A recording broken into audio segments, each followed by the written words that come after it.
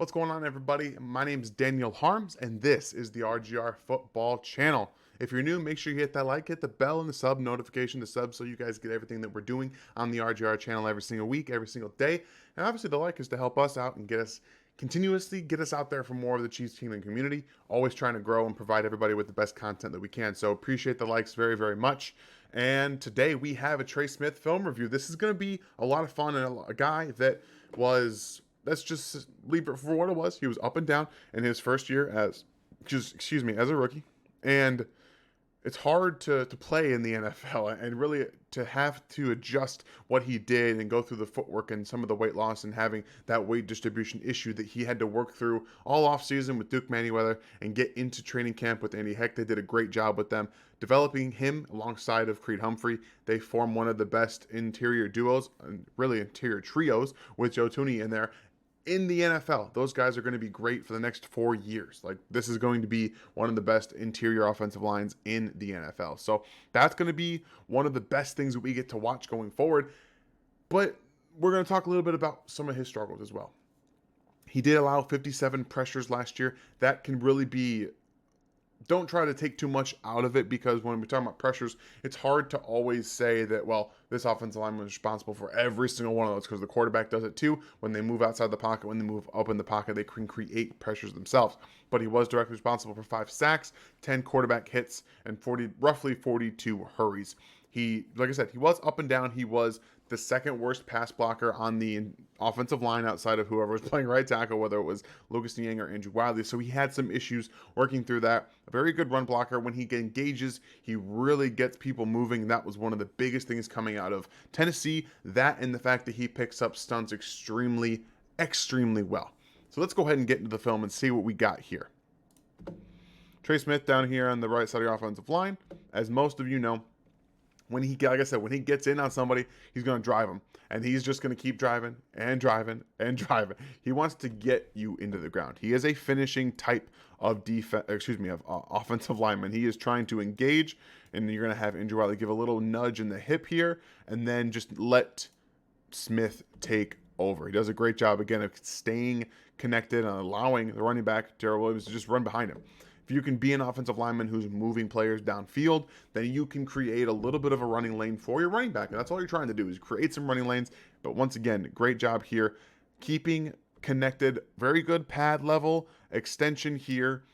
Again, Andrew Wiley's going to give a little bit of a nudge. You have a little bit of inside help here from Creed Humphrey, but he's looking to get to 41 here and then just let Trey Smith go. Little push, boom, right there. Engage. This is the positioning you need here. This is a very good job of both of these, actually all of these offensive linemen getting on their blocks. Boom, creating a little bit of a, little bit of bubble. You're moving Darrell Williams with this bubble down the field, and yes, they're gonna get some contact here, and he's gonna get off, but try to push him to the ground. So all you're trying to do is give it at least a 7 to 8, 9, 10 yard run, and that's exactly what they did. So pushing, engaging, staying engaged, and trying to work through, keep your legs driving, keep that upper body adjusted. That's all you're looking for. And this is a little bit of where he ran into some issues, okay? His feet don't always get up and down at the same time. Like he sometimes gets stuck moving his feet backward and forward, and they can be a detriment to his game. When you're trying to move to right or your left, you want to keep those feet underneath you. So he gets a little bit overextended. 93 is going to come into this gap here and give a little bit of a fake back to the left. Going to push Trey Smith, and then he's going to work right inside. You got to keep those feet under. You have to keep moving. The handwork and the footwork are some of the more inconsistent parts of his game where he can tend to get a little lackadaisical. But here you have to protect the inside first. If you get beat on the outside, okay, that is what it is. But you have to understand, what's going on here. You have a lot of space here. You don't have much space here. So he's playing a little bit more towards the inside when you want to see him just kind of guard against this defensive end here. Draymond Jones does a really good job of extending right there. He's got to keep those defensive tackles' arms off of his chest. Got to keep hand fighting, keep swatting, trying to replace them. That's one of the, whenever we see like training clips of offensive linemen, one of the biggest things that they do is they engage, and then we have either the defensive tackle or the offensive tackle try to disengage those hands, try to swipe them off, try to swipe them off. That's what he doesn't do. That's what he did a very bad, poor job of last year, is getting those hands off of him.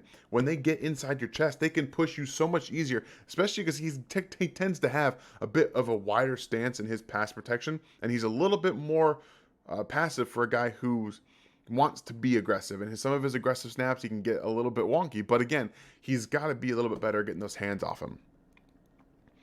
So right here this is a really good job. I wanted to show you guys just how the Chiefs offensive line distributes between a 5-man protection. So we have 11 personnel, 1 tight end, 1 running back. You're going to just kind of motion Kelsey inside here and then back out to his spot so you can identify where any of your rushers are, where your man protection is, what you're looking for. So it is a zone coverage. At least that's what they're showing with no movement here, just kind of bringing up your slot defender here. Then they're going to bring this linebacker here. You're going to have this defensive tackle work towards the center, and then they're going to just kind of work this way and let Trey Smith figure it out. So he's able to read this well. They did a good job of setting up the protections, but you're having Clyde release, you're having Kelsey run a route. So this is a true 5-man protection. So you're just trying to make sure no one gets on the inside here. Boom. Good job taking a step towards that tackle in case he comes inside, and then Trey Smith picks up that blitz. Like, this is perfect. Fortunately, Mahomes kind of read it a little bit too quickly there, got the ball out quickly when he didn't have to. And we do know that the Broncos tend to be a little bit more blitz happy than most teams. They don't want to blitz Mahomes very much, but again, a good job dissecting where this pass rusher was coming from. Defense tackle comes over the face. Obviously, Tooney here, Olena Brown, Andrew Wiley, hand help here. So you have everything covered up. It's a really nice job of just showing your 5-man protection where you have to cover against the inside, the interior. The fastest way to get to that quarterback is through any of the inside gaps that your man could be. So, basically here, here, here, here. If you get some pressure off the edge, this is what allows you to step up in these 5-man protections. So just a good job of them sorting that out. And again, Trey Smith picking up kind of the stun a little bit in that process too, but really showing you that he can take on some of that bull rush, because the linebacker comes in and then he does that little two jump right there. Boom. Right there. That when you bring both of those feet back with you and you're absorbing that pressure and that strength from the rusher, that's how they reset those hands, and that's how they reset their feet and absorb some of that pass rush from more power. That's how they redistribute it a little bit. So it's nice to see him use some of that technique. He's pretty heavy-handed in some of that area too, where he can get his feet back and continue back and continue back. So he needs to learn to redistribute some of that as well.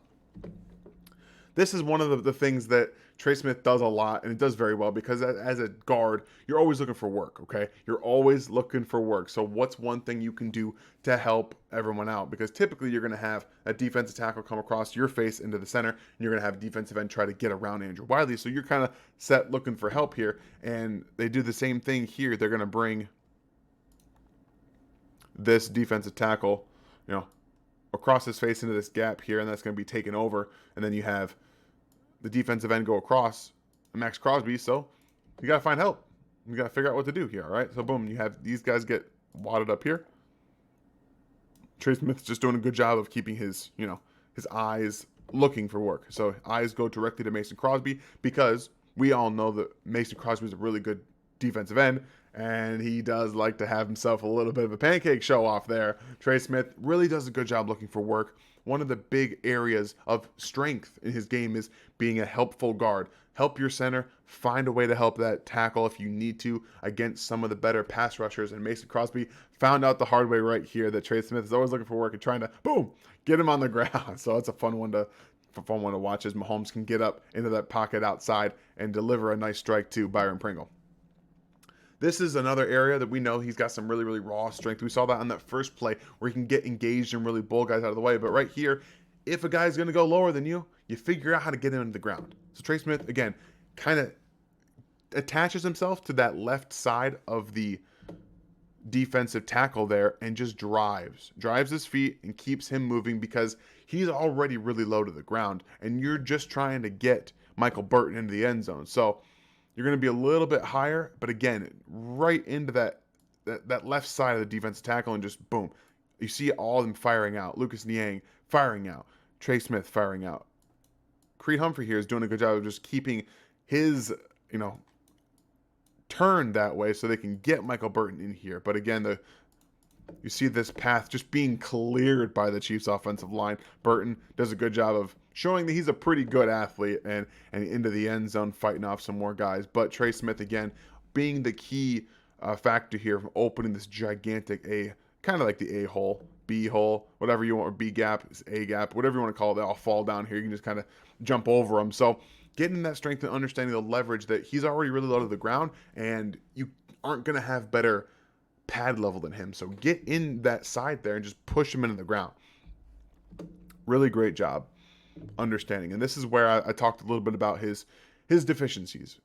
I'm not going to talk about Patrick Mahomes missing a wide open McCole Hardman for a touchdown, because that's hard enough to watch as in itself. But again, Trey Smith can get a little bit too attached. You need to be a little bit more patient. He's already kind of inconsistently patient, but watch here. He is aggressive and he attacks with both hands, and he's kind of putting his head in as well. So that distributes your weight forward, okay? And right here, when you allow that defensive tackle to get both of his hands on you, he can extend as well. They do that a lot, and they bring you in. That's what we call push-pull. Like these defense tackles, they're very, very strong, and they can really get in there if you're not fighting to get those hands off you. Like this right here. This speaks bad news for Trey Smith, because one, as good as he's been with his strength and being able to do that as a pass protector, yes, pass protection isn't always passive. But these two-hand jab that he gets himself in trouble with a lot is going to continuously find him in these situations where that defensive tackle can just push and then pull you inside, creating pressure. Boom. Easy. Swim over. His weight distribution's off.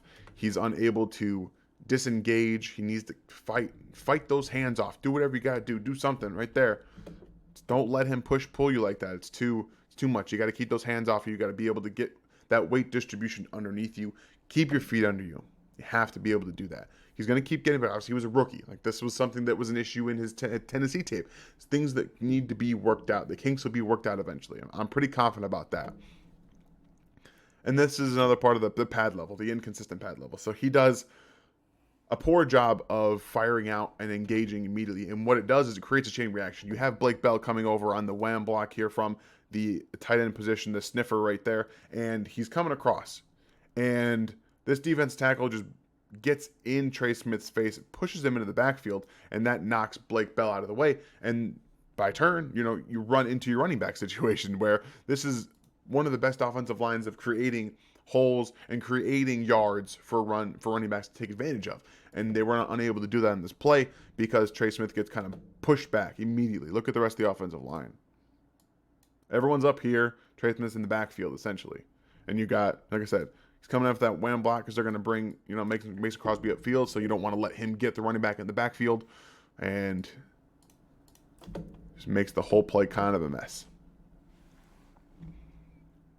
There's no telling what would have happened if he would have, gotten everything in rhythm, but it's hard to have any kind of success in the run game when you're getting pushed back into a guy who's trying to block. Actually, we can kind of see what would have happened, at least in some regard. You have Trey Smith, if he gets his guy blocked up right here, you have Blake Bell come clean up, because I think Gore was trying to look for the backside cut. So it would have been a pretty decent run right up this gap here, finding some of those linebackers. But regardless, Trey Smith, get that pad level down, extend, gauge, push, keep those pads level with him, especially with these zone runs that you have. You have to be able to keep inside there. He does a decent job of, firing off, but he just gets, the word is forklifted. That's what it is, forklifted. Kind of gets forklifted right up there into the backfield. So keep the pad level consistent, fire off, keep those feet under you, keep driving, you'll figure it out. This is one of the areas where he continues to highlight himself. I do apologize about the video here at the end. It does cut out, but you're going to see, him be on the run and just getting people out of everyone's way. Clyde follows the block. Again, Trey Smith, athletic guy. He almost bullies this dude on the offensive line in his head. Watch him. He kind of clubs 90 with his left hand. He almost makes him fall down. I think he tripped over somebody else, but still, that would have been insane to be able to just kind of whop him on the head and get him in the backfield. But Trey Smith's a very athletic guy, tons of upside, hugely strong, and when he gets out in the move like that, you just want to get out of the way. So again, when we come into Trey Smith's tape, he's got some areas that he can work on. He's going to have some growing pains. I think that he's going to be much better this year. I think he's going to be a better pass blocker. But again, the biggest thing with him, there's really two things. Your feet, your footwork, keeping those under you and moving with that defensive tackle or defensive end, whoever it is, and the hands. You got to work on maybe just a single hand motion and keep swiping those hands off. You don't let the defensive tackle, don't let the defensive ends into your chest. If they can get inside your chest super easy and you don't work to disengage them because you're too busy outstretched and trying to push, you're going to find problems. You're going to be on your butt. And that's another thing that I hate watching is that he's the offensive lineman who's on the ground the most. It was like that at Tennessee as well. So again, trying to figure out how to get through some of those bumps and bruises as he continues to find his balance, his weight distribution. Those are all things that they worked on last year with Duke Manyweather and that Andy Heck will continue to fire and drive home for the offensive line. This offensive line is going to be really, really good. Obviously, there are lots of different things that can happen at right tackle. There's 3 guys that can play right tackle, and we know that everybody else on this offensive line should be solidified come training camp. So Trey Smith's going to have an opportunity to not only be better this year, but make this offensive line, even with an in and out of different positional places with either Andrew Wiley, Lucas Niang, or Darian Kennard, this offensive line is going to be extremely solid regardless if he can just figure some of those things out and get his feet under him. Be a little bit better with the weight distribution. I hope you guys enjoy the film review. He's going to be really, really good. Obviously, a 6th round pick. He's going to be good anyway from that spot. Like, that's a great find, a great pick by Brett Veach and everybody else. So doing their due diligence paid off, and it's going to continue to pay off for this offensive line. Tomorrow, Chief in the North with Seth, Ryan, maybe myself. We'll see how that works out. Friday, I think we have more of Gooch and Stevie Keys for you guys. But again, we're here. Like, we're almost at training camp. Friday is the deadline for Orlando Brown's contract extension before he has to play on the tag. I'm excited. Make sure you guys hit the like, hit the bell, and the sub notification. And in the comments section, give me what I want to know, where you guys think the Chiefs offensive line finishes in the NFL at the end of this season right now. It'd be a lot of fun. You guys have a great day. Thanks for watching this video from the team at RGR Football. Click these videos to see more and subscribe to RGR Football.